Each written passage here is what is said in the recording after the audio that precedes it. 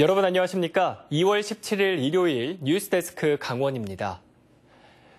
오늘 새벽 일가족 4명이 잠을 자고 있던 주택에서 불이 나 1명이 숨졌습니다. 이 가족을 구하러 다시 화재 현장에 들어갔던 50대가 변을 당한 것으로 알려져 주위를 더욱 안타깝게 하고 있습니다. 황구선 기자입니다. 잿더미로 변해버린 보금자리. 샌드위치 판넬 지붕은 엿가락처럼 휘어졌고 집안 살림살이는 검게 타버렸습니다. 100여 제곱미터 주택은 내부를 구분할 수 없을 정도로 뼈대만이 남았습니다. 고물상이 운영되던 이 주택에서 불이 난 건 새벽 1시 35분쯤. 당시 집안에는 53살 박모 씨 등 일가족 4명이 잠을 자고 있었습니다. 엄청 거대하게 대발 확 따라붙었는데 뭐야. 아유. 그래서 아버지가 내 애들 있는 줄 알고서 골라면 거기 또 들어갔더만이 거기. 가족이 현장에서 미처 빠져나오지 못한 것으로 알고 다시 들어간 박 씨는 끝내 나오지 못했습니다.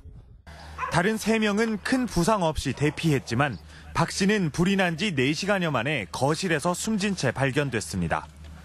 고물상 안에서 나온 거지. 헬기 무척은 아니고 죽음을 생각하고 있는 것이 아직 경찰과 소방당국은 합동 감식을 벌여 정확한 화재 원인을 밝힐 예정입니다. MBC 뉴스 황구선입니다.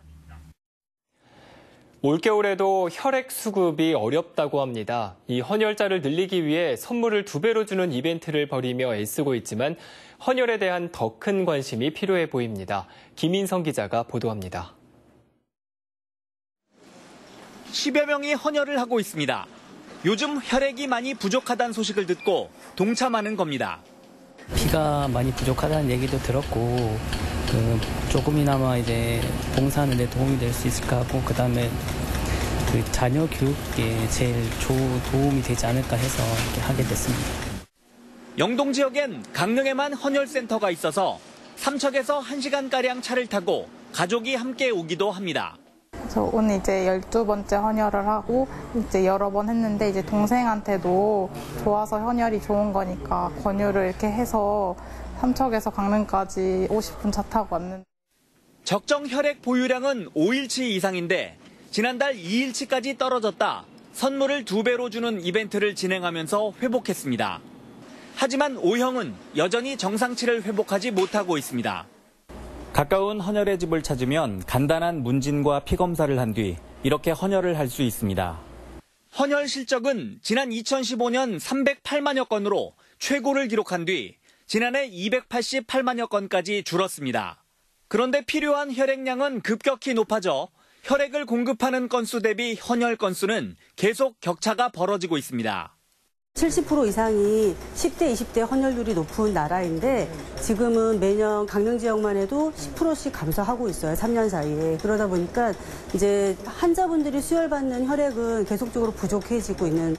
예전엔 약을 오래 복용하는 등 몸이 허약하면 헌혈을 할 수 없었지만 최근엔 기술 발달과 기준 변경으로 가능한 경우가 많다며 가까운 헌혈센터에서 확인해 줄 것을 당부했습니다. MBC 뉴스 김인성입니다.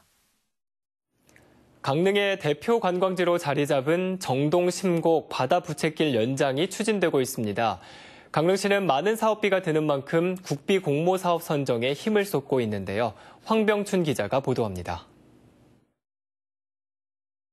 백두대간 산자락이 내달리다 바다에 막혀 멈춰선 정동진 해안당구. 기암괴석 절벽 아래 맑고 푸른 바닷물이 펼쳐졌습니다. 지난 2017년 6월 정식 개통된 정동 신곡 바다 부채길은 지금까지 143만여 명이 다녀갔습니다.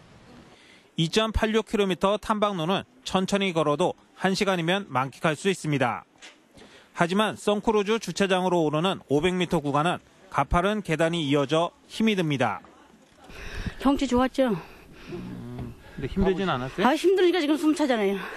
어디가 제일 힘들었어요? 예? 여기가 지금 제일 힘들죠. 아유. 당초 심곡항에서 정동진 해안까지 연결하려던 것이 선크루즈 주차장 아래까지만 공사가 됐기 때문입니다. 탐방객들의 수고도 덜고 정동진 상경기 활성화를 위해 정동진 해안까지 구간 연장이 추진되고 있습니다. 500m의 해중 경관로를 조성하는 데에는 70억 원가량이 필요해 강릉시는 국비 공모 사업 선정에 힘을 쏟고 있습니다. 지난해 어촌유들 300 공모 사업에서 탈락했던 강릉시는 올해에도 재도전하기로 했습니다. 이와 함께 국토교통부의 해안내륙권 발전사업 공모에도 신청할 계획입니다. 굵직한 공모 사업에 번번이 떨어진 강릉시가 이번에는 좋은 소식을 얻을지 관심이 모아지고 있습니다. MBC 뉴스 황병진입니다. 오늘 도내 고속도로에서 연쇄 추돌 사고가 잇따라 발생해 모두 13명이 다쳤습니다. 오늘 오후 2시 반쯤 춘천시 남산면 서울 양양고속도로 서울 방향 광판터널에서 오중 추돌 사고가 발생해 6명이 다쳐 인근 병원으로 옮겨졌습니다. 앞선 오후 12시 50분쯤에도 원주시 지정면 제2영동고속도로 광주 방향 지정 2터널 입구에서 추돌 사고가 발생해 뒤에 따라오던 차량들이 정차하면서 추돌 사고가 잇따라 모두 7명이 다쳤습니다. 오늘 낮 12시쯤 동해시에 있는 쌍용양회 동해공장 변전소에 전력 공급 설비에 고장이 생겨 공장 전체가 갑자기 정전되면서 가동이 전면 중단됐습니다.